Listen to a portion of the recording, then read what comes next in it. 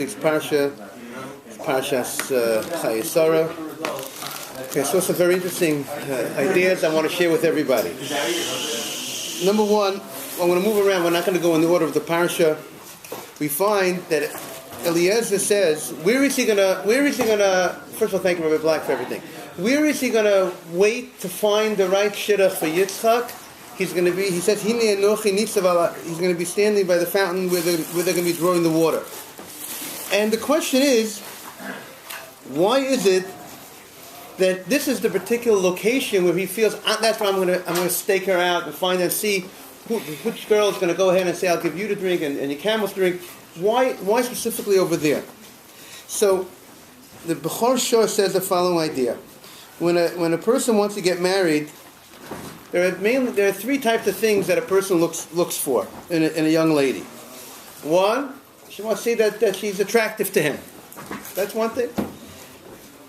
That's the first. That's one of the things. For some people, that's the first thing. That's the main thing. That's the only thing. That's a little problem sometimes when the whole thing is only the attraction, and that's a problem. There's other things besides attraction, besides beauty. But that's one thing. Like the Gemara says, you can't marry a lady until you see her. You know, it's an important part of a relationship. It's an important part that the young lady should be attractive to the man. It's an important part. It's another thing that people look for. They want what type of family the lady comes from. Was she brought up in a proper home, proper parents, so on and so forth. That's something that's very important. You know, a lot of people want to know what type of background does she have in a family. And the third thing is, obviously, they want to know about her personality, how sweet she is, and what type of real person she is. Now, to find out how she is, how she looks, and to find out what type of family, he could have knocked on their door. He could have knocked on the door and find out, do you have any girls here that are available to get married? I would like to speak, like any prospective parsha for shidduchim, and he'll be able to see her, and he could be able to tell what type of, she's attractive, even though he's not marrying her, but he could tell a person could tell who's attractive, who's not, and he could be able to find out what type of family. But to really see, is there a cup to wash with? But to really see what type of really see what type of person she is when you don't have when you go ahead and you have her not expecting you, that not that she knows you're coming to see her, not that let's say, as he explains, if you go ahead and he'll knock on the door and he'll go into the house, she might feel a little uncomfortable. She might not be wanting to interact so much with the man because she might feel a little, might not be as modest. She might feel her parents might tell her, it's not appropriate or whatever it might be. But when he finds her on the Ein HaMayim, when he finds her without, not under the roof of her parents, and now he finds her by the Ein HaMayim, and there she's unexpectedly, like I remember the Mashgiach Zatzal, Michael Berman from Tver Shalayim used to say, if you meet someone, meet how the girl is, not only when she goes out on a date, but you're not going. So when you see her, not in the regular when she's dressing herself up for a date, but you see her regularly how she presents herself on a regular basis, even without the date, then you maybe get a little feel of really what the girl is. So here also, by going ahead and meeting her on the Ein HaMayim, and see how she's going to interact without her parents telling her to do this or her parents telling her to do that. She's a little bit more independent out there. She's on her own. And how does she act? How does she interact? And no one's telling her to go ahead and get the water for him. That was her own decision.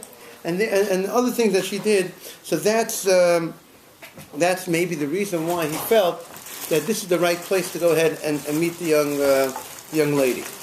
We also find in the parsha that it says, he said, he davened, Eliezer davened, and he said, "Va'aseh chesed im Adoni Avraham," and he said that he asked Hashem that he should do kindness with his master Avraham. So the Medrash says the following: "Chagi b'shem Rabbi Yitzchak Amar, hakol slichem lechesed." Everybody needs chesed. Everybody needs kindness. Even Avraham. That in the schus of Avraham, Hashem provided chesed to everybody, right? The schus of Avraham, the schus of the tzaddik, that Hashem protected the world stood, But yet, you might think that he doesn't need chesed. Avram is able to come and say, you know what, I deserve it, I earned it, right? But no. Even so, even somebody who is so special and so good and so great, everybody has to realize they always need the chesed. They need the chesed of Hashem, and kal v'chomer for an average person. And also, the Rebbeinu B'chaya points out that in the tefillah of Eliezer, he started off with chesed, and he also ends off also with chesed. But he understood, because that was the midah of Avraham to do chesed, and obviously this is the great midah of chesed, and hopefully midah keneged midah, Hashem will also do chesed back to him. I saw also, if you notice, when Eliezer wants to go with Rivka, and we know Besuel and Lavan, they wanted to stop him from going, right? They wanted to stop him from going, and number one, we have to see a lot of times there are people that are much further ahead spiritually than their family, than their parents. And their parents, a lot of times, for whatever reason they have, they want to stop him from stopping him or her from going further in their growth. And this is really a story over here. If we have to look at the story, and we have to look at it, everyone should look at it for themselves and say to them and learn for themselves that look what could have happened if the parents of Rivka would have won out. The brother of Rivka would have won out. What would have happened? There would be no Rivka. We would not know as Rivka. She would not have married Yitzchak. They wanted to stop it. And in the Midrashim they talk about, they try to poison Eliezer. And instead of Eliezer getting poisoned, the Malach moved it around, and Besuel got poisoned. Therefore Besuel, he's missing from the scene at a certain point. What happened to Besuel? He got killed. Well, look what they wanted to do. They wanted to kill Eliezer, and therefore there will never be the shidduch. So a lot of times it's indicative of other things as well, other growth, that sometimes people are much further ahead in the family, they're much stronger spiritually in the family, and this family wants to stop them. For whatever reason, the family might present it, and I think that might make sense to the family, obviously. But people have to say, we have to be honest and say, really, what is the right thing to be done, and therefore we see, Baruch Hashem, that was what came out to be. Also, we have to see, you have to learn, there's a famous, it says, when Yaakov goes to Esav, we're going to see, Yaakov says to Esav, in Lavan Garti, I later on, you'll see in a couple of parshas, I live with Lavan, with Tayag Mitzvah Shemarti, and Garti has the Gemati of Tayag Mitzvahs, right, of Tayag. And I did not learn from his ways.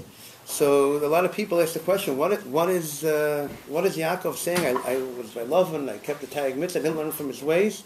So some want to say that when you see a trickster, you're supposed to go ahead and see how you can learn from the trickster, how you could use those things in doing positive things. If you see media and public relations and diplomacy is able to go ahead and do terrible things, as we know, media is used many times to do bad things and so on and so forth. So so you can learn from it how you can use media to do great things, right? If you see the power of media, it could be used for good or for bad. And maybe Yaakov will say, I didn't learn from Esav's. Some want to say from Esav's, ways to how to go ahead and apply that for doing positive things. That's how some want to, the derech drush. What I want to say with that is regarding Lavan. If you see that Yaakov says, that Eliezer says, I want Rivka to come with us. And what do they say? What does Lavan say? Let her stay Yomim o Asar. Now what does Yomim o Asar mean? So Rashi says Yomim means a year, or Asar means 10 months. Now, if you want to say the word, and Rashi has to prove, how do you know Yomim sometimes could mean a year? So Rashi proves it. So the question is, why such an odd expression referring to a year? Everyone knows what's the general word used for a year? Shana. So why is the use of the word Yamim to depict the year? So I wanted to say like this.